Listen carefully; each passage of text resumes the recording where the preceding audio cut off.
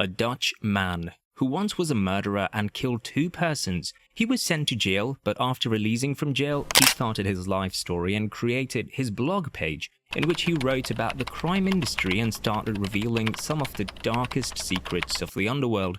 But who knows, the truth related to a Scottish mafia becomes the reason of his death.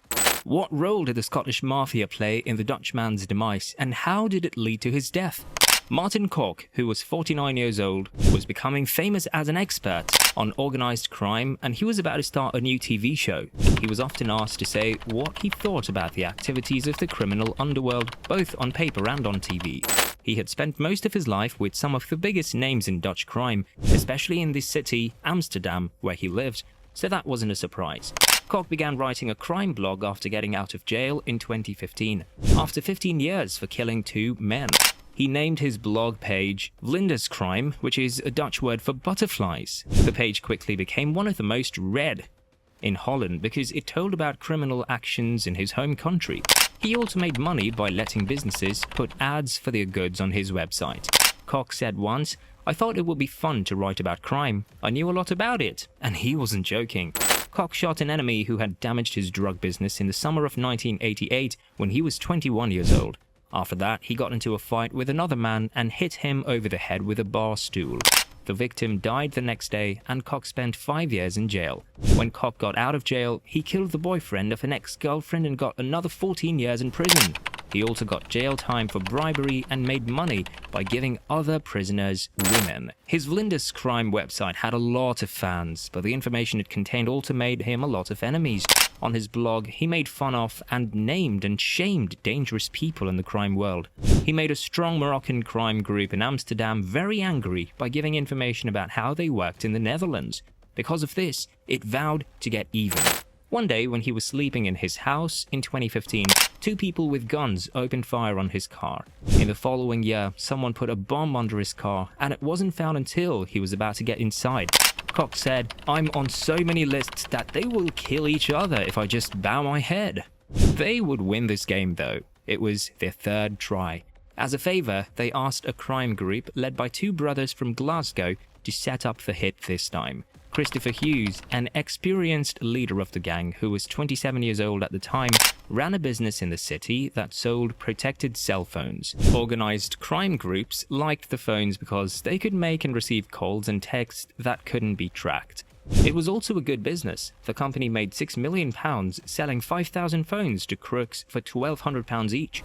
Customers also had to pay £700 every 6 months to keep their deal. Hughes, who was from Campbellslang, told Koch that his company wanted to promote the phones on Vlinders Crime and a new TV show that he was going to host. On December 8, 2016, he met Koch at the Citizen M Hotel in the middle of Amsterdam to talk about the £13,000 deal. A man paid by the brothers was supposed to shoot Koch as he left the hotel after the meeting. In the end, CCTV showed the unknown man rushing up behind Koch and pointing a gun at his head on the street. After the gun seemed to jam, the shooter ran off. Koch didn't know that someone had just tried to kill him as he walked away.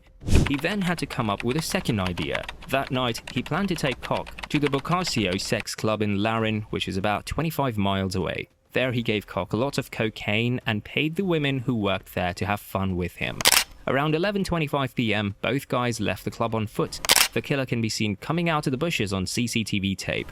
Koch was shot 8 times as he got into his Volkswagen Polo in the club parking lot. Hughes leaned over to pet a cat to avoid getting hit in the middle of the fight. Hughes was also seen quietly heading away from the crime scene while texting on his phone. He was later picked up in a car. When Dutch police asked Hughes about the killing the next day, there was no proof that he had anything to do with it, so Hughes was let go without being charged. He told the police that he was with Koch to do business about the ads, and he had no idea why someone was interested in killing him. A few weeks later, at Koch's funeral, people had to walk through metal detectors because they were afraid of more bloodshed. 4 young women brought his body to the service where champagne was served. Hughes was watched when he got back to Glasgow, but since there was no proof that he was directly involved in Koch's death, he was still free to go wherever he pleased. Once things calmed down after 11 months, though, a confession to a reliable fellow operative gave the cops a much-needed break. Hughes made a mistake when he bragged about Koch's death at a meeting in a Belgian apartment in Antwerp. He talked about the gun jamming and the second effort in his life at the sex club. The person he was talking to didn't know that his friend was now working for the police as an informant. The other gang member then told the cops what Hughes had said. He was no longer just a witness to the murder. There was enough proof to charge him. In 2018, a European arrest warrant was issued for Hughes. He then ran away using several fake names and IDs. He was caught at a resort in Turin, Italy in January 2020. He was then flown to Scotland, where he was tried at the High Court in Glasgow in March of that year. There was a stranger involved in the crime, and the UK citizen was tried for the first time for that crime. Hughes was a known part of the criminal gang controlled by two brothers who cannot be identified for legal reasons. The judge saw a picture of Hughes with the brothers. From small beginnings in Rutherglen, the brothers built a worldwide crime network that made more than £100 million a year. This organization had ties to the Colombian drug gangs. The two brothers told the Supergrass to schedule a conference between Hughes and Koch in an inn in Amsterdam. The court was told that Hughes went to work parks in Cambuslang, East Kilbride, and Chapel Hall after killing Koch. £700,000 was discovered in one of the locked garages, and £14,000 worth of high-tech spying gear was discovered in another. The unknown Supergrass was key proof in the case against Hughes. Even though he didn't fire the gun himself, he was still guilty of the crime if he helped plan it. Lady Scott, the judge, told the panel of judges that if they didn't believe the Supergrass, they had to find Hughes not guilty of murder. But the jury believed what he said, and on March 30th, Hughes was convicted culpable. He was also found guilty of bringing in illegal drugs and having guns and ammo. The next month, he was sentenced to life in prison at the High Court in Stirling.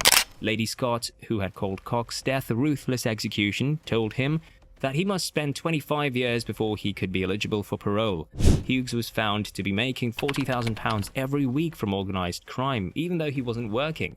This allowed him to live a wealthy life, including taking lavish vacations in the Algarve and buying costly watches and cars. As part of Police Scotland's Operation Escalade, the killing of Koch was looked into. This operation had already helped put 9 of Hughes's friends and family in jail for more than 100 years.